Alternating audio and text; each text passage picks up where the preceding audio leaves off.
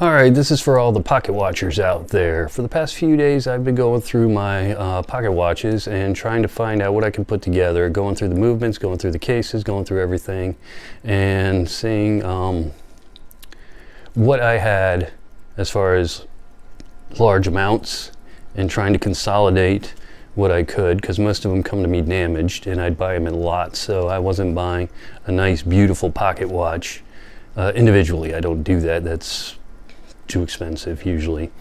So I was going through and trying to find select watches I could work with. The ones I'm going to do today are the Elgin 303 grade Model 3. And Elgin was started in 1864, Elgin, Illinois, and was the largest producer of watches. I think was the largest watchmaker in the world for about 100 years, according to Wikipedia, if you believe Wikipedia. And this, I'm doing 3. So instead of just doing 1, I was able to get 3 completed with the movements that I had and the cases I had. And like I said, these are all the 303 grade 3s. They're all working fine now. Got them all put together. A little bit of hodgepodge on the hands and stuff, you know, because like I get them and maybe it was missing hands, so I kind of had to work with what I had.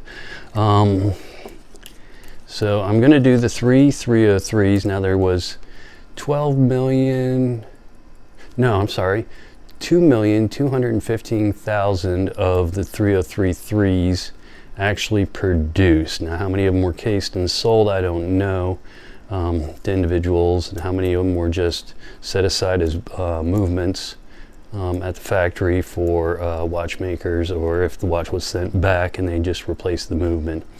That was the run amount, was 2,215,000, and they produced them between 1904 and 1940.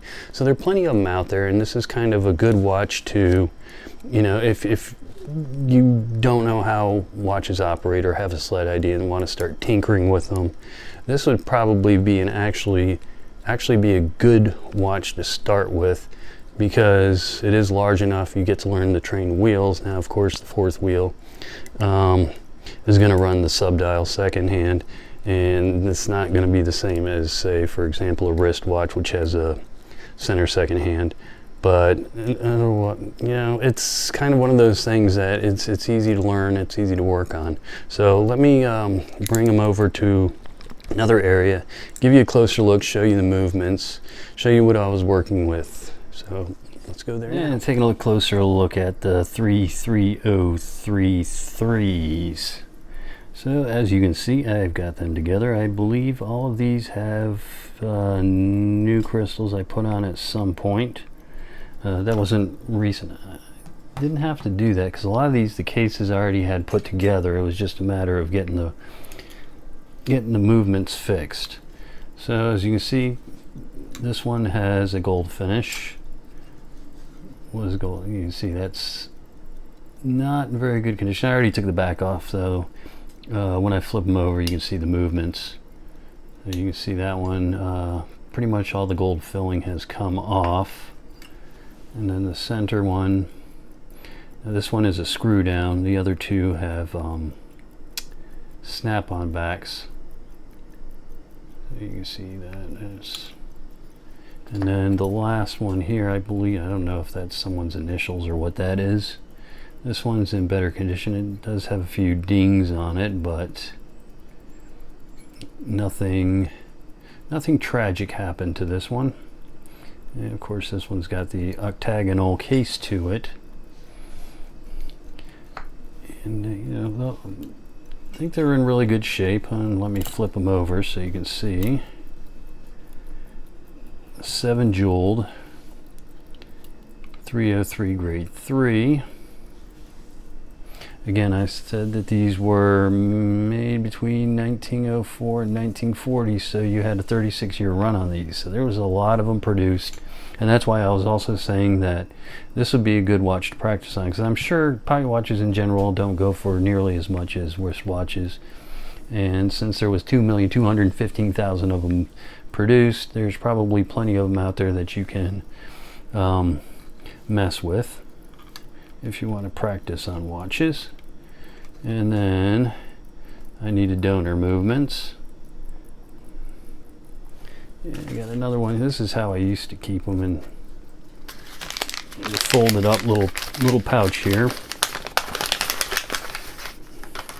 You can see there's another one, and then another one, and this one I don't know. Something bad happened to this one. As you can see, looks like something may have fallen onto it. You know, the movement itself, you can see there's a little bit of damage, but anyway, there's that one. And let me see, let's move this shit out of the way.